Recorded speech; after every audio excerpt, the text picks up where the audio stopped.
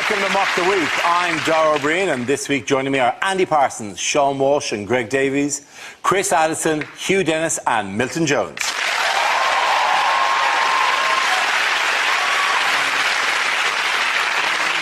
And we start with headliners. Here's a recent picture of FIFA President Sepp Blatter. But what does BSIP stand for?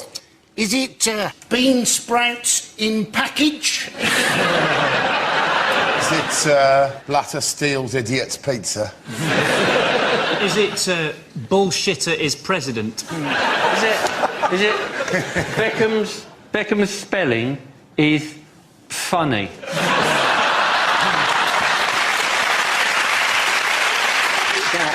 Does he actually have that pronounced a lisp? Does he? No, he doesn't. No. Is there a new cough medicine that Beckham's launching? It's called Becksip.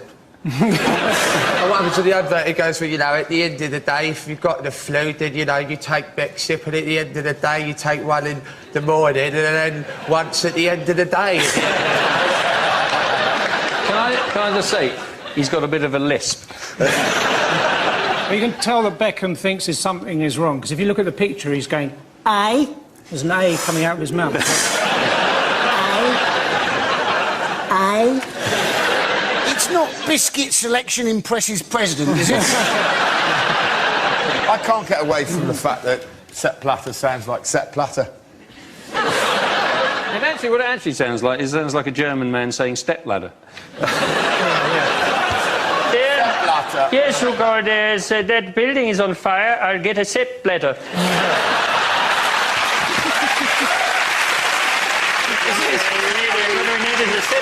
Is it quite a small building? Firemen have a stepladder. Oh, well, turns out this was the wrong thing to bring to the World Trade Centre. It's considerably higher than we'd imagined. Anyone that got the correct answer? Blatter stays in power. Very good. Well done, Chris. Yes. The answer I was looking for was Blatter stays in power. This is the news that Switzerland's Sepp Blatter has retained the presidency of FIFA following an election in which he was the only candidate. The election went ahead despite calls from the English Football Association to postpone it following months of controversy for FIFA in relation to allegations of corruption and bribery. This, by the way, is the ballot slip that was used in the election. Is that a mock-up from The Sun or something? Genuinely, that was done over somebody's shoulder, yeah. It looks weirdly like Facebook. Dislike. Yeah. All I deal with people go, I've never heard of Joseph. Who's Joseph? I've heard of Sepp. He's a friend of mine. And was the German candidate going, well, I was voting for stepladder. That name is very high on that bit of paper, and we need a Sepp Blatter.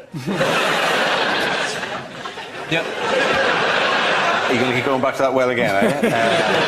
I'm afraid I will at various points during the show. So who backed England's call to postpone the election? Prince William. Prince William did, yes. Prince William was there. He was basically saying, wasn't he, they thought that basically they should postpone the election. And you're thinking, they've got somebody who's a member of a family that have basically run this country for centuries by divine right, telling other people about proper democratic accountability. After that lovely wedding. How dare you turn on them after that delightful morning that they got? Who was our delegation? It was Beckham, Prince William and Cameron. They are all loaded. Surely they could have just done what every other country did and put their hand in the pocket and got us the World Cup. I don't know what Prince William was supposed to... I think he was supposed to impress people. We have brought Prince William. How is that going to impress me from, like, Qatar? I am Prince William. Oh, I am also a prince. And so is my brother and my dog. And we're all princes here, you know. The FA are talking about withdrawing from FIFA, but that would mean they would just be called FEE. Every time they announced a meeting, they would think that a big giant was coming. It's very difficult to tell, though, whether it is bribery or not, I think. You don't quite know in organisations like that. But what Sepp Blatter said when he was accused of it and when he was making that speech in Geneva, he said, our pyramid is shaking and our ship is taking on water. And you think, they've got a pyramid and a ship. Where did they come from? Did the Egyptian delegate go, shut up about the pyramids? The other reason I haven't been worried too much about the news coverage, apart from the fact that Sepp Blatter sounds like stepladder, is because during the coverage, they kept on going on about the Qatari representative, Bin Haman. And every time I heard that, I thought, well, a bit of Benylin will sort that out. Every time I said that to myself. Did you? The whole idea of... Oh, the medicine is in a high cabinet. I will have to get it. A set ladder. I already think the Qataris sound like something out of Doctor Who anyway. I'm of the Qatari. We are part warrior What is this nation. blue box? He's suggested that they now need an ethics committee. And he's appointed to the ethics committee Henry Kissinger, an 88-year-old war criminal. That's who you want on an ethics committee. Who else has he got in mind? Abu Hamza, the child catcher off Chitty Chitty Bang Bang, and the producers of Britain's Got Talent. Why did they want Kim Basinger to be in FIFA? I still can't work out. You say that Kim Basinger is going to be head of FIFA. Is that what you're saying? That's exactly what I said. I said Kim Basinger is going to be head of FIFA. Exactly. So just after I said you need to get a haircut, it's right in front of your ears. Also, you don't want the World Cup in the Middle East, because if any match goes to sudden death, well, that's just tactical.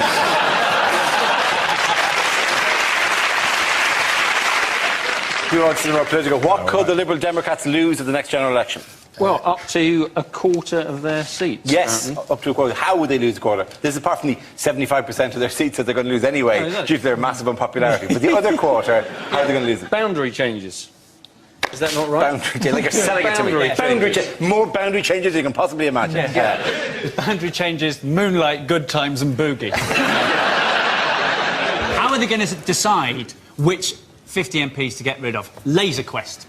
That's what...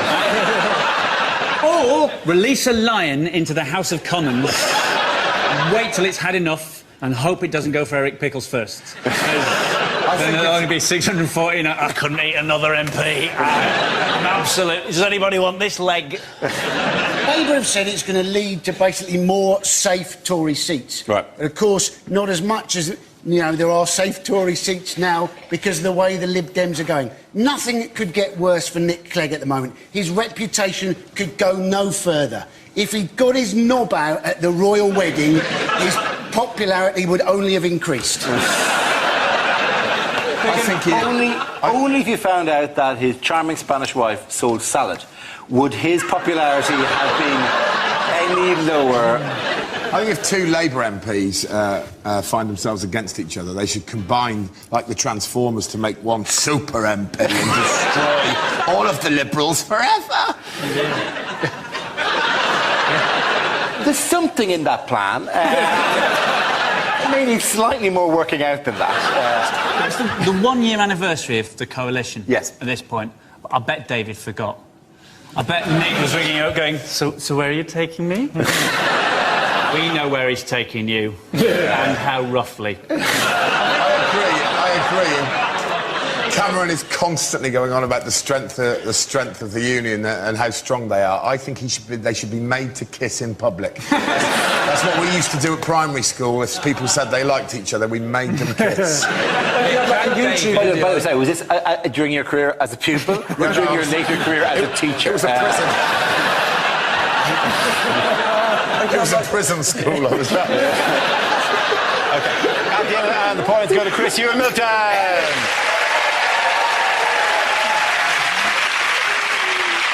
Now we play a round called There's No Super Injunction on Our Ryan Gags.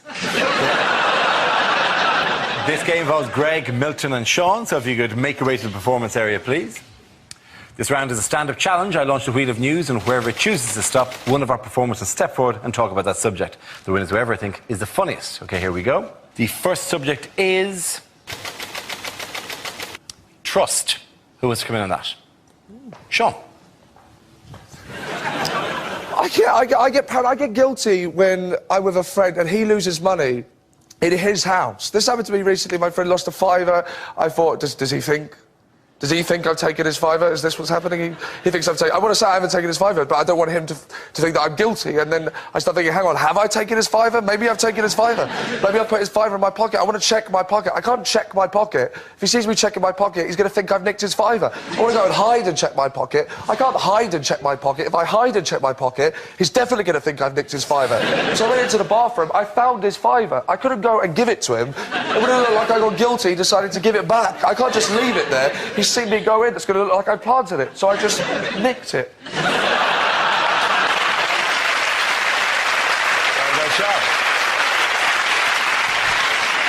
OK, let's spin the wheel again. Subject is family. Who wants to come in on that? Greg. All of my family are obsessed by the ageing process. Every single generation of us are obsessed by it at the moment. I'll just share this with you before I talk about other family members, just so I can get it off my chest. I was visiting my parents last week, and an old family friend came up to us in the street and said to my mum, "Hello, Pauline, how are you?" She said, "I'm all right, thanks, Kath, how are you?" And then she looked up at me and she said, "Hello, Bob, how are you?" Bob is my dad. He is 75 years of age. All of us are obsessed with it. All of us are obsessed with ageing in our family. Even my nan. My nan is doing her best to hold off the years. She puts a pound of face cream on every single morning. You know, and there's not a face cream on the market that works, ladies and gentlemen. I know that because of my nan, because she's a lovely woman, but she's religiously applied this stuff, and with the best will in the world, her face is ruined. I said to her, "You've spent all that time and all that money, Gran, and your face is no better than Grandad's." He's dead. He died in the war. He got shot in the face. With a cannon.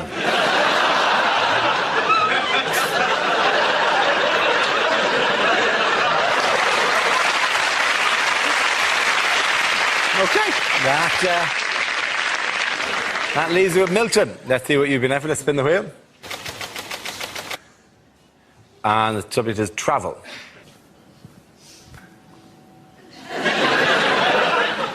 When I was young, my mum used to put food on a spoon and say, "There's a train coming, there's a train coming, there's a train coming." We'd always eat it because we knew that if we didn't, she wouldn't untie us from the railway line.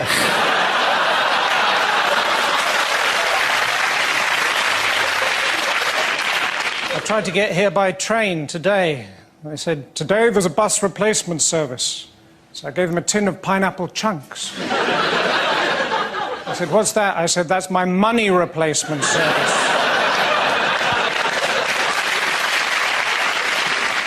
I didn't have any money because her friend nicked my fiver.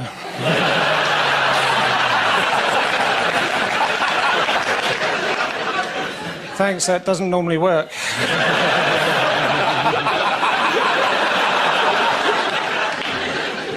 Anyway, I managed to borrow a car and I parked it up in Bus Lane.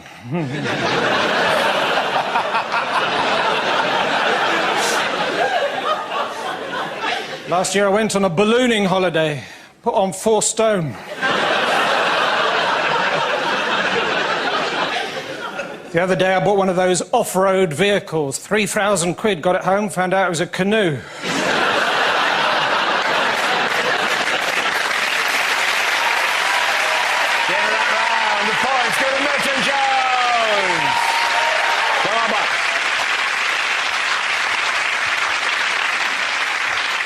Our next round is called If This Is the Answer, What is the Question? On the board are 6 categories. Sean, which category would you like?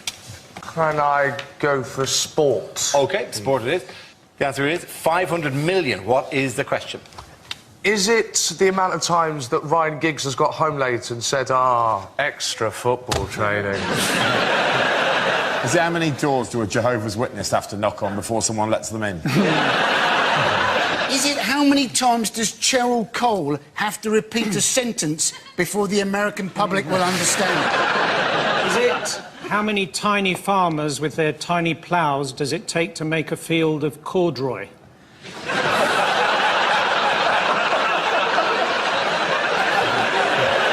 Is it how many times Wayne Rooney would have to play a monkey at Connect 4 before he won?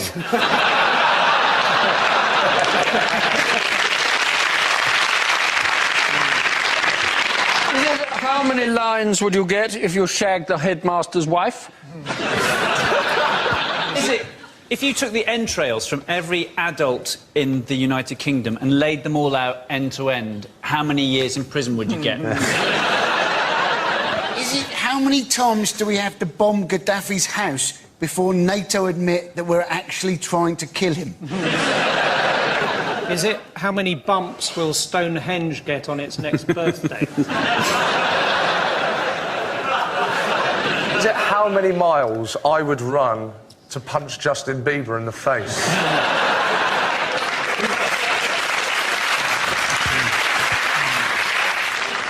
Is it what rhymes with Schmive 100 million? Okay, if that's what we're doing, then can I have the correct answer, please? That's the end of the round, then? Yeah, that's definitely a sign of either the end of the round or the end of days. Is it the amount of money they're hoping to earn from selling Olympic tickets? That's close enough. That's absolutely fine. Well done, Annie Park. Yes, the question I was looking for was how much does the organising committee of the London Olympics hope to raise from ticket sales for next year's Games? This follows from the revelation that 900,000 people missed out on Olympic tickets in the recent application process. There were 20 million requests for 6.6 million seats. Who has got tickets? Mate. You've got tickets? Yeah. Hang on, have you got none tickets? I've got very little and I'm furious. It was a farce, wasn't it? No. They basically said, oh, we'll take money out of your account and we'll tell you in 3 weeks' time what you may or may not have got. It's like being organised by the Bank of Nigeria. Yeah. Congratulations, you have won tickets for the Olympics. Just fax 2,000 quid to this random number. And then collect your 400 tickets for the volleyball qualifier. My wife wanted to go and see the shooting. I'm not paying 80 quid to see shooting in East London. You can see that for free. I think anybody who hasn't got tickets, don't worry too much. Let's face it, the general feeling is that the transport system will still be mucked. There'll be massive queues to get in. Yeah. It'll be £5 a pint. The burgers will be half-cooked. You'll have people with fat thighs sat either side of you and a really tall bloke in front of you with a kid with ADHD.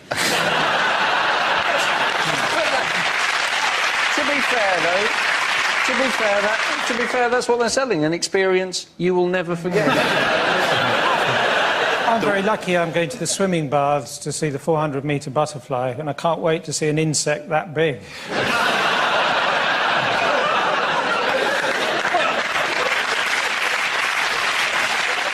OK, which famous Londoner missed out on tickets to the Games? Jack the Ripper. Yes. No, another one. There's another more famous Londoner than that. Dick Van Dyke. Not Dick Van Dyke, no. I can't believe it! Oh, put down for loads of them! Oh, blimey, Mary. Which Londoner famously missed out on tickets? Boris Johnson Boris didn't get Johnson. any tickets. And he's obviously not very confident, is he? That's Boris Johnson about to do a knife attack. Did you see John Prescott's offer to the people who didn't manage to get tickets? John Prescott put a tweet out saying, if you've missed out on tickets to the Olympic Games, the East Hull Olympic Games start today in the park in my constituency, which is kind of like saying, can't afford the opera? Well, there's a tramp at the bottom of my road. Yes, he whistles my way. Greg, why are you following John Prescott on Twitter? Private reasons. What? OK, great. Let me ask you the Olympics. What is the first taste of Olympic fever that we're going to get? We are basically going to have the Olympic flame. Yes, we are. Which is apparently going to go around the country, including 6 of our islands, including Guernsey, Jersey and the Orkneys. And that's, of course, if when it goes to the Orkneys, they don't keep whoever takes it there and worship them as a god. It's some former Olympic athletes are going to be taking the torch round. Well, you know that all round the country, street cleaners along the route are going, please not Paul the Radcliffe. Please not Paul the Radcliffe. I go to East London quite a lot. When it gets to East London, it's just going to be stopped every 5 seconds with people just going, excuse me, I could buy your light, could I? And what's happened? What do the police? What's being offered to the police who are guarding the Olympic torch on this 8,000-mile journey? Counselling. Counselling. Counselling to help them get back into the proper world at the end of it. And they'll have been... Although, actually, they need counselling before they start, if you're going to run for 70 days behind a flame. They've developed some sort of, like, moth syndrome. If they've been running behind a flame for the last 70 days. They're just constantly jumping at the moon. For God's sake, don't put him on the night shift again. It was a disaster last time. Jumping over walls to get to people's barbecues and just stand staring at it. I worship the flame now. The flame is my god now.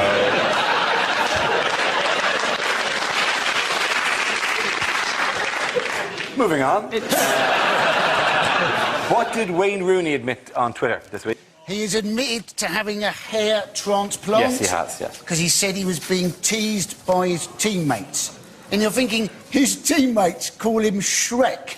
That has got very little to do with his hair and a lot to do with his ears and his nose and his face. Is he going to have them transplanted as well? I mean, the best thing he can hope for is still being teased by his teammates, but being called Hairy Shrek. He tweeted, it's still a bit bruised and swollen. When it dies down, you'll be the first to see it. But apparently he was just retweeting Ryan Giggs.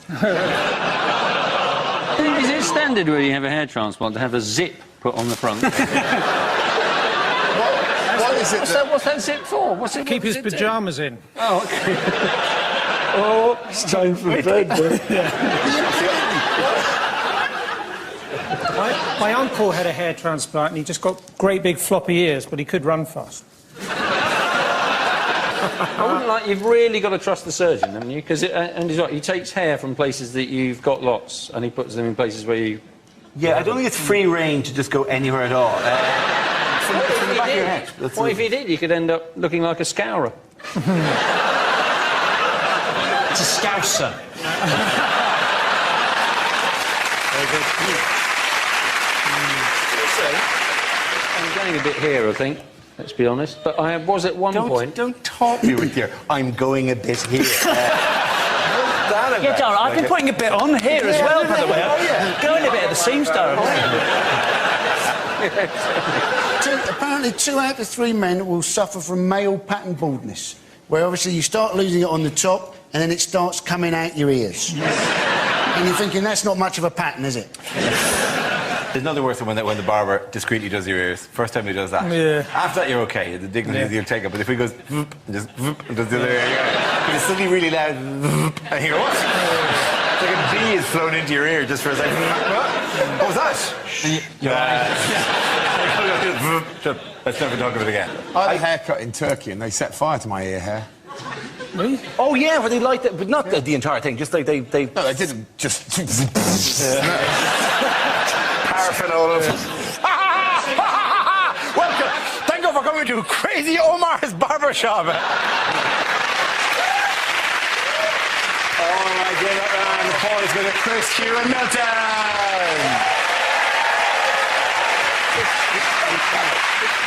Now we come to scenes we'd like to see, so if everyone can make their way over to the performance area, please.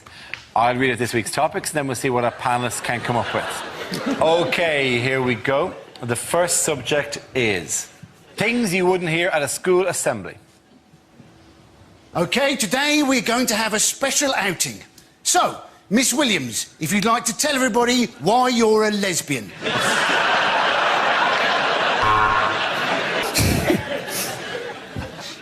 We welcome a new member of staff today. He has no arms and no legs and no body, and we will call him the Head.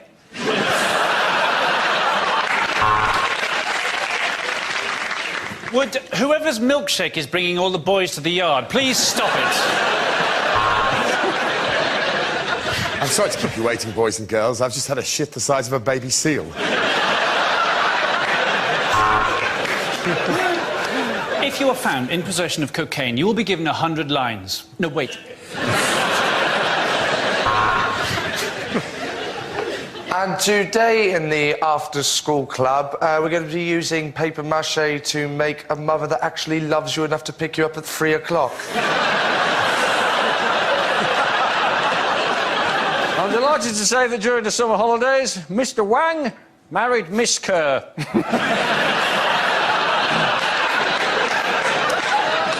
His nickname will remain the same. A wise man once said, boys and girls, that if you try your hardest, you can fulfil your dreams. Generally, that's true. Not for you, though, Tom. You can't read. So... And today, everyone, we have a new boy. Now, for some reason, whatever reason, he's been to a lot of schools, so be kind to him. Will you please make your way to the front? Richard Poo Willie.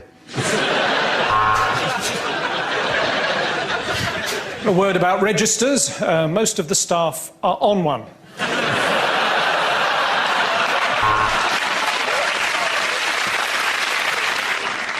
So that is how you put on a condom.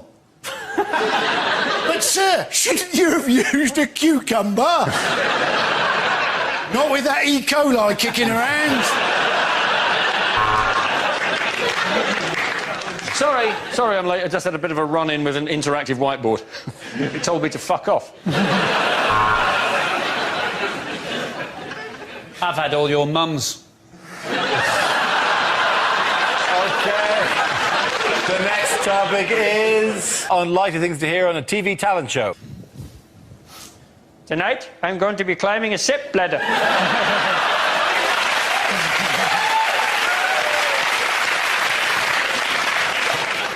You're right. I can't sing. Thanks. I'd like to dedicate this song to a friend of mine who was run over last week and is in hospital. The wheels of the bus go round and round, round and round. I've got an ability that no one on this planet has. That's Ant, that's Dec. It was like Elvis was in the building. You're fat and there's a stench of death. Oh, Peter, it's not what everyone would call entertainment, but you are one hell of an assassin. I thought you hit the high notes really, really well. Be interesting to see if you can still do that when I haven't got your nuts in a clamp.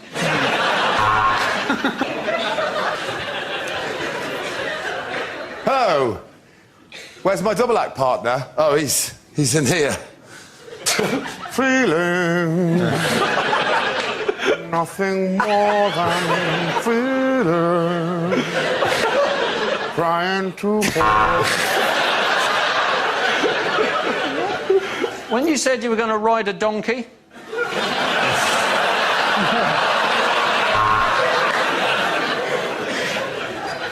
Yes, I have been on the show before. I was once trapped in somebody else's underpants, going, feeling.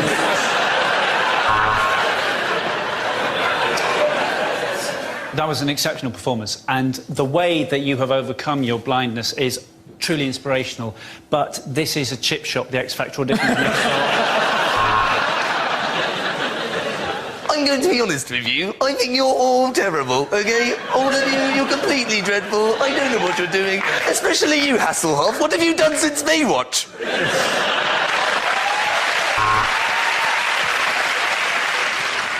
And as well as that, I can unzip the top of my head. It's where I keep my pyjamas.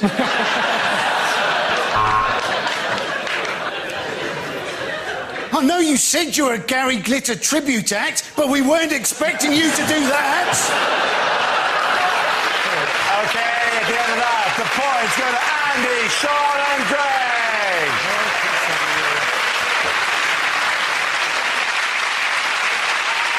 That's the end of the show.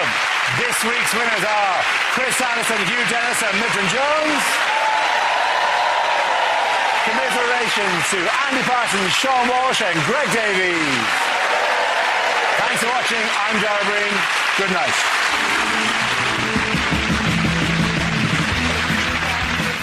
The secret of the missing locket is revealed.